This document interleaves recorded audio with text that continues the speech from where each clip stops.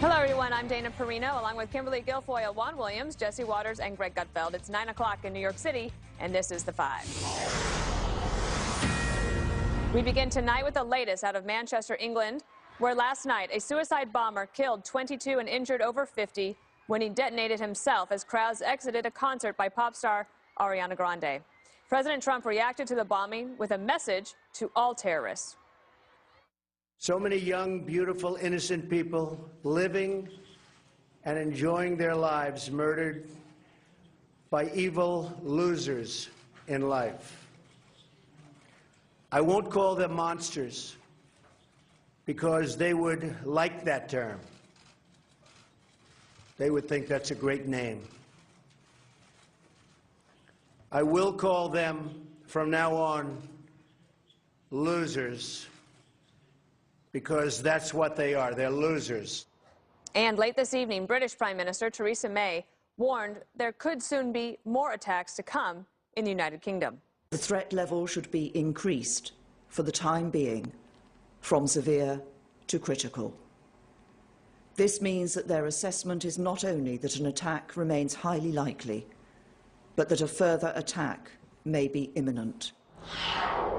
Joining us now with the latest from Manchester is foreign correspondent Benjamin Hall. Benjamin, that was a very stern and kind of scary warning from the Prime Minister. And Dana, absolutely, that is the big news tonight, that the UK has raised its terror level and it believes an attack could be imminent. And what that means practically is that there will be military, there will be soldiers on the streets of the UK tomorrow. And what they're saying is they're not sure if this is if the attacker acted alone or if he was part of a bigger network, and that's what the concern is now. It all began last night at 10:30 at the arena, which I'm standing in front of at the moment, when this suicide attacker waited for the concert to end, waited for the young people to leave before blowing himself up surrounded by them. And it wasn't just the nails, the bolts, and the shrapnel that killed them, it was the crush that wounded so many of them afterwards. The youngest victim was just 8 years old. Her name was Safi Roussis. Her mother and her sister are both in hospital, and we know at first they thought she might have been missing, but she was indeed, we now know, dead. 8 years old. The bomber has also now been named as Salman Abedi. There's no picture of him yet, but we know he was 22 years old, of Libyan descent. He was born in Manchester, but he was the son of refugees.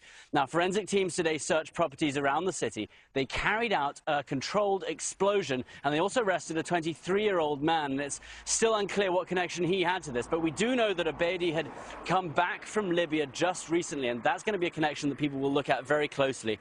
ISIS have, of course, now claimed responsibility for this, and there's some confusion on their social media pages. Some of them say that he was inspired by ISIS. Others say that he was directed by them, and that is a very clear distinction. What is also clear is that this bomb was far more powerful, far more planned than others have been before it, and that is very worrying. The UK government now very concerned that another attack might be imminent because of all these pointers. So, you know, a horrible tragedy here. 22 dead. 12 of them under the age of 16, and the UK gearing up for another possible attack. And tomorrow we will see 5,000 soldiers on the streets of the UK. Dana? All right. Thank you, Benjamin. I appreciate your reporting. Kimberly, apparently Abedi was known to authorities. Yes. But was not considered a high priority threat. Any insight on that? So part of you says, well, you know, at least they're doing their job and they're identifying people, but obviously they didn't categorize him in the proper way, right? Because they thought, okay, we've got other people that we consider to be worse actors in the area or in the region, and somehow they did this and organized in terms of what their threat level assessment was, how they would prioritize it, because it's a matter of resources. That's troubling, because when you hear that, and especially if you're parents who lost a child here or a child who lost a parent, you think, my God, they had this person, they knew who he was, and yet they didn't focus and prioritize. And he'd traveled. Yeah, he had traveled, and so you would keep in mind, that's one of the key things that they look for to see is, you know, what travel, and now they're going to go through all his, you know, personal accounts, et cetera, to see how he was radicalized, who he was in communication, to kind of like fan it out in terms of a terror web of connections and who might be someone who was in direct communication with him. They've already been doing some investigation about that and have had some success, so I think that's interesting. Juan, do you think there's anything to the targeting of this, like that ISIS or terrorists know that we have, you know, our soft spot is children, and they obviously care about their children too in that region, but evil losers, as the president called them, we can talk about that in a minute, when they target children, they might not expect the response. It might be even more fierce than it has been in the past, with Theresa May and Donald Trump and others like McMaster saying we got to take the fight more to the enemy in some more specific way.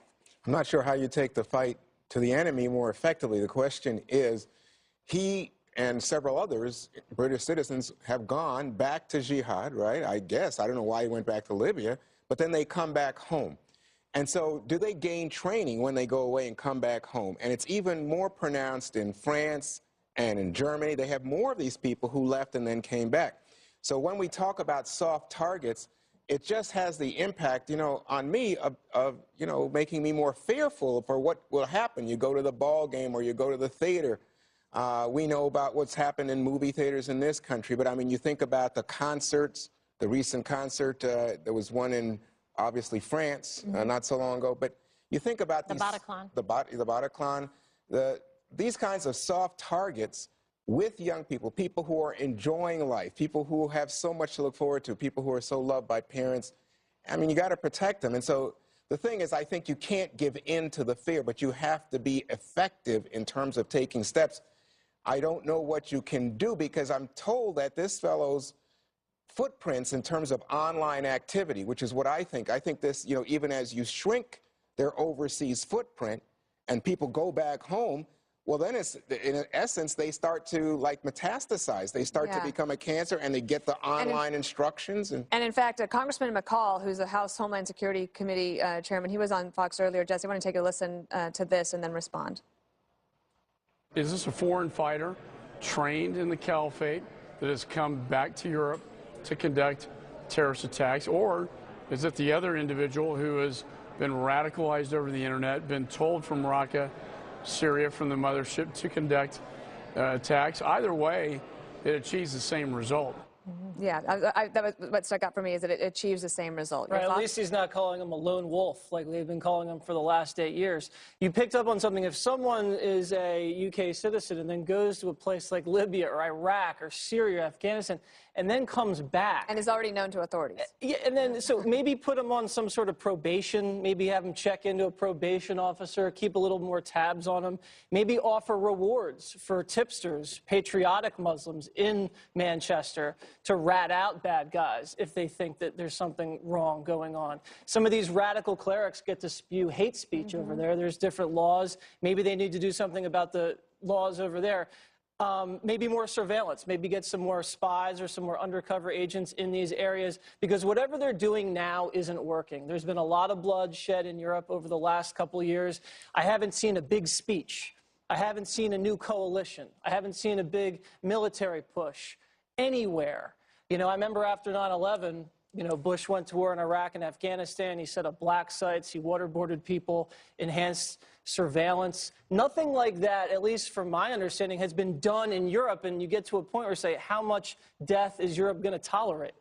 Greg, initially everyone thought that the bombing had happened inside the arena, but it actually was just outside the exits. So then there was talk today that how can you extend the perimeter even further? But we can't continue to extend the perimeter all the way up to our front doors. Well, I mean, in a way we can. And the way we do that is we combine community policing with community awareness. So it's not just we're relying on the police or the authorities who know this person is a suspect. We all have to become part of a civil defense. It is our responsibility, and we are all handcuffed by the fear of being called a bigot. So if you're on a bus and you think something's weird's going on, you go through this equation, like if I say and do something and I'm wrong, I'm a bigot. And so everybody instead, they do their little hashtags and they say, in classrooms right now, we devote so much time to the gospel of diversity, but we have not taught anybody how to deal with a death cult.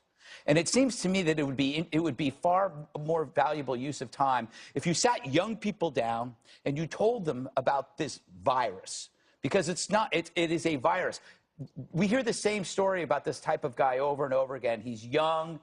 He's involved in this toxic doctrine. He seems unassuming, and then it just happens. It's like he's totally healthy until he has rabies, a mental rabies, and kills. So you have to go to the source. You have to go to young people, and you have to declare this a public health concern, that this is something that infects everybody. And then you have to look at security as an industry that one should major in college. It should be like electrical engineering, because you couldn't have electrical engineering without security.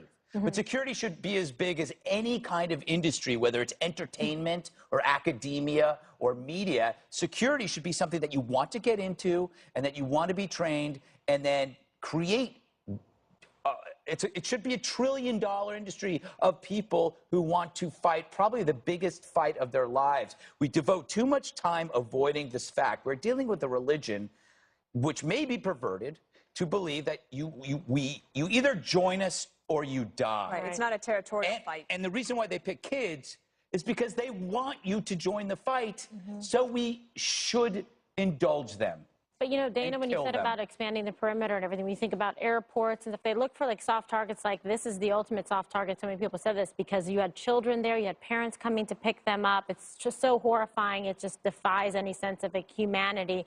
And the fact of the matter is when they put it in that smaller area versus the large arena, it gives more power to the blast radius because of the concussive impact of the bombs, which makes it even deadlier. And in terms of the level of sophistication of this bomb, it shows that this guy wasn't acting alone. He didn't make that, you know, at home on the internet. It was far more sophisticated. So that's the question. So how did this come to be? Who gave him that? This is somebody who traveled. Like, all the warning signs and bells were there. So how do you not miss this again? And especially in happening, you know, in England, in the UK. I mean, come on. But the reason why it happens is because every time it happens, people express horror and then they move on. This is what the Trump, President Trump calling them evil losers in life is really an important thing, because you have to destroy the myth that these guys are winners and warriors, when in fact they're unlikable outcasts in their own society. And language is the place to do that. He's listening to his briefing. They're martyrs. You're an evil loser. Yeah, you're an evil loser. You never met a girl. A little bit of this. Yeah. It worked so well in the primary. Remember Lion Ted and Crooked Hillary? That seemed to be pretty effective. Hopefully it works out nice. We've got more to come on this. Greg is going to share his thoughts on confronting the evil of terrorism. You're going to want to hear this, so stay tuned, please. So after every terror attack, a producer will email me and ask me to do a monologue on why we must fight evil. But after so many attacks, I could write it in my sleep. So instead, let's ponder the barriers to combating terror. Consider Islamophobia, an accusation meant to smear those who dare to mention the cause of terror. Media and academia use it as a way of not judging evil. It's an offshoot of something called relativism, which deems us incapable of judging evil because America is just as bad. We have a bad past, even though we aren't bad now. The goal, to remove our moral authority to act. So when there's an attack, you see the timid masses say, if only we were less bigoted, this wouldn't happen. And then the young people tweet, #peace, love conquers. But it doesn't. It's as if the hyper-tolerant are pleading to the terrorists, I'm not the one you want. It's those guys. But the fiend will always kill you too. Relativism and its cowardly false tolerance creates dead ducks. It says fold instead of fight. Don't listen. We must reclaim our moral authority, and we need to instruct others to do the same. Enough vigils, we need vigilance and a willingness to act. And that requires training of both body and mind. What prevented terror on that train in Paris in 2015? It was 3 men trained in body and mind. You become a hard target, and others might follow. Last, let's once and for all dump this false war between freedom and security. Security preserves freedom, which is why, as I speak right now, well-trained law enforcement surround this building. Why should I have that luxury and not you? So, Dana, that false conflict, security sacrifices freedom, it drives me crazy because it's not true. It never has been true. And it impedes our need to surveil and to actually make our country as free as possible through protection. Remember you had me listen to the podcast where General Michael Hayden was interviewed by Sam Harris? Yeah. And one of the things he said is it's a moving line. Yeah. And that, of course, you want to protect the privacy of citizens.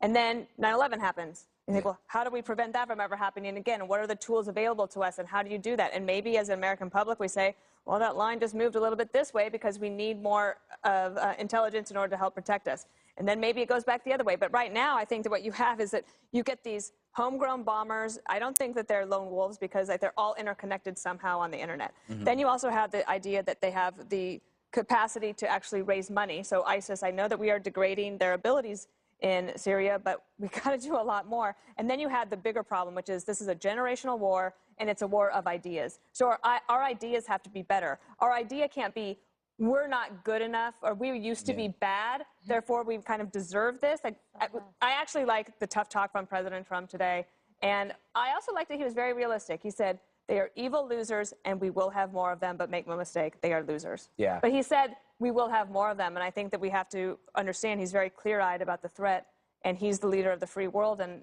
next week at NATO, I think he'll be able to basically rally them to do more. Yeah, you know, Kimberly, we always in the media raise awareness for everything. We raise awareness for childhood obesity, for global warming, but we never raise awareness for jihadism. We don't. We just don't. Because then you're the bad guy. Yeah, exactly. You know, you're the person who has a lot of psychological problems, is bigoted or racist or something. In this particular situation, Dan, I agree with you. I think the president was very strong on his messaging. He started, yesterday with drive them out. Then today, the rhetoric saying evil losers. Words do matter. And his language and focus on this, I think, has been just like laser pinpointed, which is really important. And people are listening. The world is listening. He's over in the Middle East. He was in Israel and now in Rome. And he's sending a message, and he's speaking from around the world about something that connects all of us. Everybody should be united on this front. It's not about who's done bad things in the past. It's like, what are we dealing with right now? Clear and present danger, and it's okay to call them exactly what you think they are, and it's okay to fight them and to want to kill them and to wipe them out and annihilate them. That should be the goal. Yeah. Don't apologize for that. Yeah. You want to apologize for trying to keep families and women and children safe and free from jihad? Everybody should be united in that approach, and I think his message was very strong, too, saying, the Muslims are our partners in this in terms of eradicating Islamic, jihad. Jesse, before I ask you this question, you realize the accusation of Islamophobia will be thrown at you the moment you say anything critical, but that's... So don't be afraid. You will always be the root. If you are critical of like radical Islam, there will be factions who will say you are the root of the problem.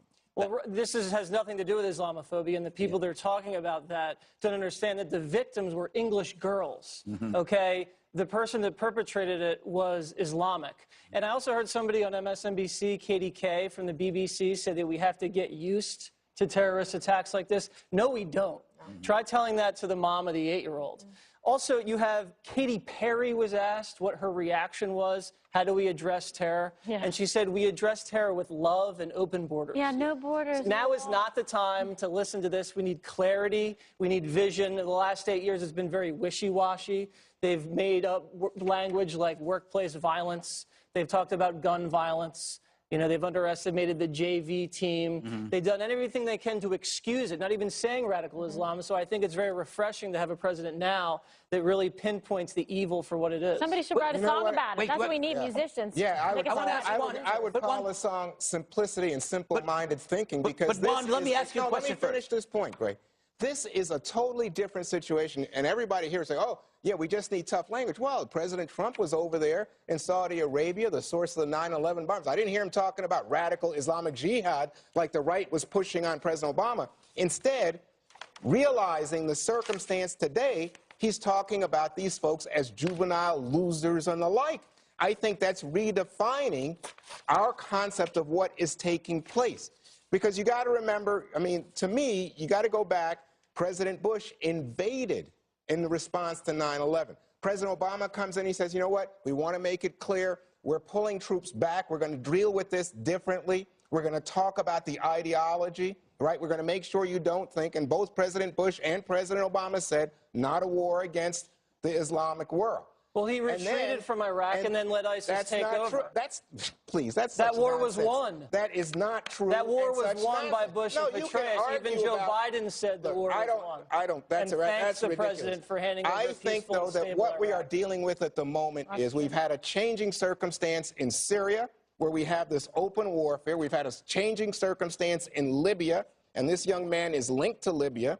And we've had a changing circumstance, it seems to me, even in places like Turkey and Afghanistan. Juan, now can I interrupt you? Because I had a question about the topic. Go ahead. Which is how our response to an immediate terror attack, and why is it that we are incapable of dealing with it? We are tougher today, Greg. No, the last 4 decades, our moral authority has been subverted by the relativism of modern liberalism.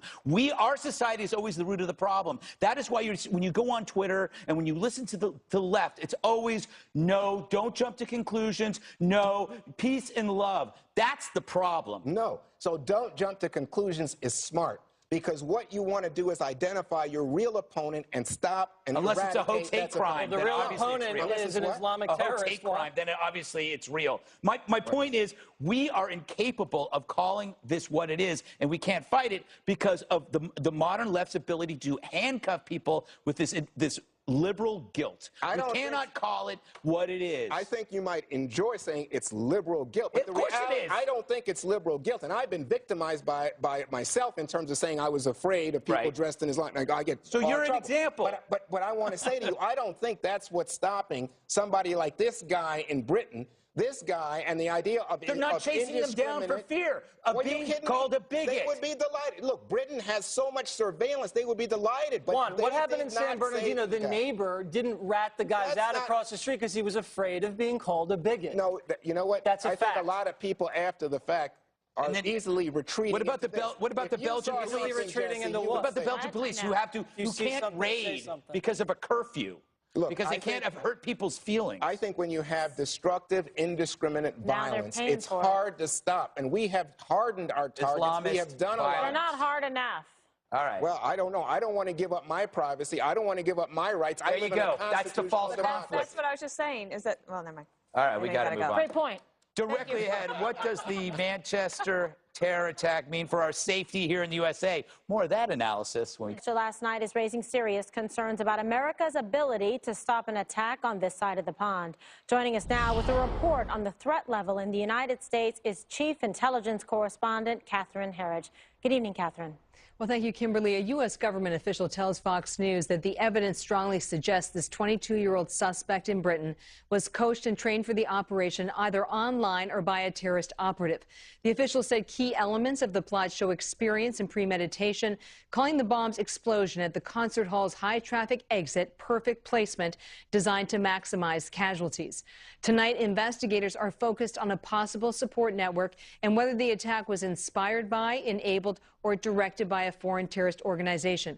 This morning on Capitol Hill, the man who oversees the nation's 17 intelligence agencies said his analysts are working to verify the claim of responsibility by ISIS, adding, "This threat is real. It is not going away and needs significant attention to do everything we can to protect our people from these kinds of attacks. We assess ISIS will continue to be an active terrorist threat to the United States due to its proven ability to direct and inspire attacks against a wide range of targets around the world." Investigators are building a picture of the suspect, his travel, as well as with whom he communicated. A forensic review of the improvised explosive device is underway, and the shrapnel used to deadly effect is considered a vital clue because investigators can trace it to a manufacturer and where it was sold. The 22-year-old suspect was known to British authorities, but a U.S. government official said a preliminary review of terror databases in this country suggests he was not known to us. Both countries struggle to track terror suspects who may be radicalized, with record numbers returning now from Iraq and Syria. Kimberly. All right, Catherine, thank you so much for that update. You're welcome. So, Dana, as we had discussed previously in the program, this is somebody who didn't have a tremendous amount of a social media imprint, but nevertheless was known and actually popped up in the system due to his travels, et cetera. Somebody, obviously, that had been planning this, the level of, I guess, premeditation in terms of carrying out this attack just really shows how much damage one person can do. Yeah, and it's interesting about the one person. I don't know if we have this video, but if we do, they can play it while I'm talking. So today, the British police decide they are going to enter the home. And if you look at that video, there's about 35 police officers that go to do that. So the amount of resources that we spend trying to track down one person or to see if he has another person, we are a little bit outmanned. So what Greg was just talking about beforehand is we have to change our thinking and our approach in a way to utilize all of those people that are willing to dedicate their lives to law enforcement and intelligence gathering. But then also we have to use either technology or figure out some way to include community policing and more intelligence about that. We'll get to those very difficult privacy issues that people in the UK and people in America like to enjoy, but the number of people that have to work to try to stop one person is astronomical. It's almost, Greg, like, they need to almost deputize everybody, right? To say, see something, say something, get involved, care about your community. You have to get involved because this is a secret disease that doesn't become self-evident until it's almost too late. And I have to say, one of the things that I think we got to change the way we look at things. This isn't 1942. It's not 1962.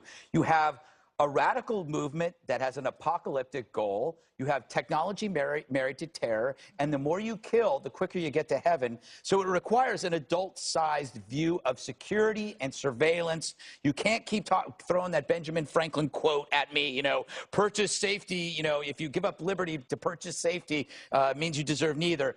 No, he was actually talking about literally purchasing safety for frontier defense. So that's a stupid idea. We need security and freedom together, and then we'll win. Okay, Jesse.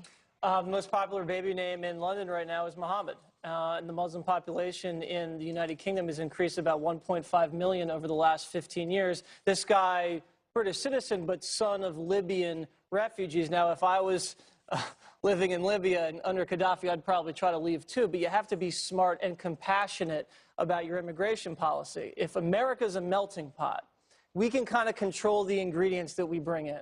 We bring in some tomatoes, some potatoes, some sage, and then you see some wine coming in, knocking on the door of the pot, and you're like, well, listen, it doesn't smell right, it's from a risky region, maybe not a lot of rain that season. Let's not throw it in the mix and then ruin the whole dish. I'll take the wine. Okay? Have you been very drinking? low. I'm hungry now. I have very low standards. I will take the wine. I think he's hungry and could use a drink. Juan, save us. Well, look, I don't know what to say to you about this because I think analogy. we have a history. You can just say that one. We have a history of discriminating against people, and I think that's not American. But I will say this.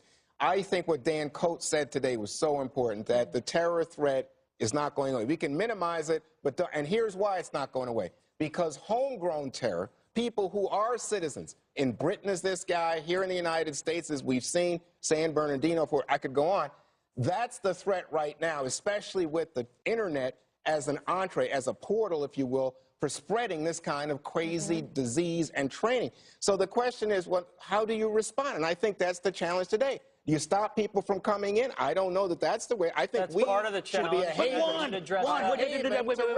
Wait. You just did what I said you were going to do. Go ahead. You introduced relativism. How? You said because we have a history of discrimination, that is in our past, then that makes it harder for us to deal with this modern threat. No, we are a new country. We're a new country.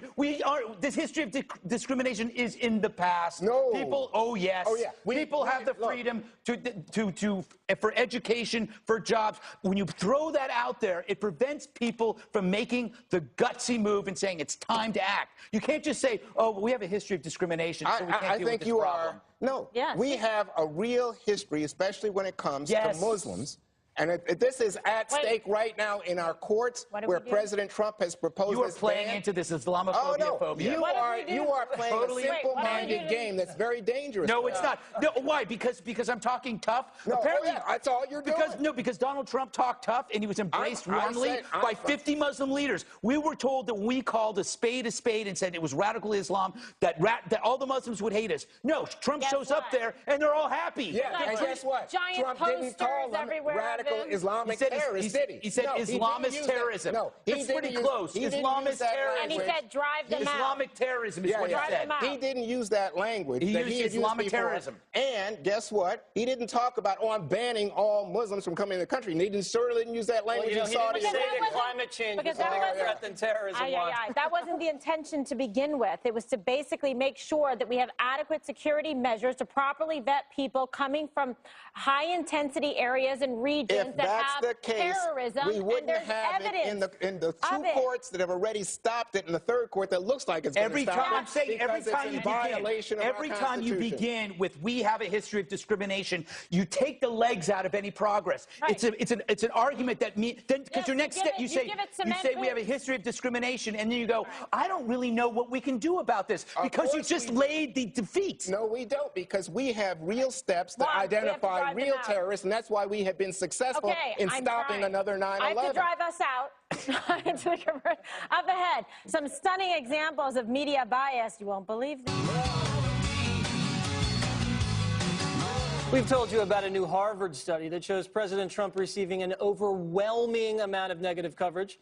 Only 17% of the Washington Post coverage was positive, and it doesn't look like that's changing anytime soon.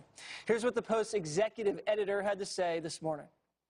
When I was coming out of high school, there was Nixon and Watergate, and so I wasn't in the middle of that, obviously, but this feels like that in many ways. Now, that's not to say that it's a perfect analogy. We'll have to see. We need to see the evidence. No evidence, Greg, but it feels That's all it takes. like That's all it takes Watergate. in 2017 is if something feels like a story. But we're guilty of it, too. No comment if it feels like a story. But I keep thinking about September 10th, all right? Yeah. Yep. September 10th, 2001, the preoccupation of a distracted population was the disappearance of Chandra Levy. Do you remember that? It's Chandra Levy. Chandra Levy. You would know, the prosecutor.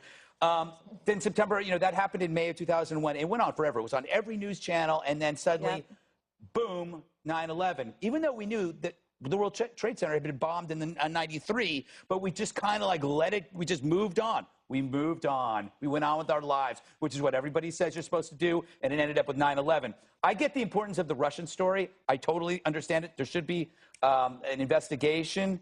But, Lord, the Russians are not mutilating young girls with nail bombs. All right? So we can deal with this like collusion. I'm sure the Russians tried to influence the election. I'm sure of it. I don't know if there's collusion. Look into it. But these people aren't trying to end the world. That's right. Kimberly, last night, some of the competition, all they talked about was Trump. Meanwhile, one of our biggest allies, our biggest, blood in the streets after this nasty terrorist attack. What went on there? Well, we were chosen. You know what? I see Meaning we were. They were watching Fox News for coverage of real news, of breaking news that is significant internationally, that was important to cover. So, I mean, I think there you go. The people made a smart choice. Otherwise, you can continue to try to say, collusion, collusion, collusion. Well, guess what? Where's that in the criminal penal code? I don't think and then you have they're trying to say I don't think you have to run away. Yet there's no evidence for that either. I don't think you have to ignore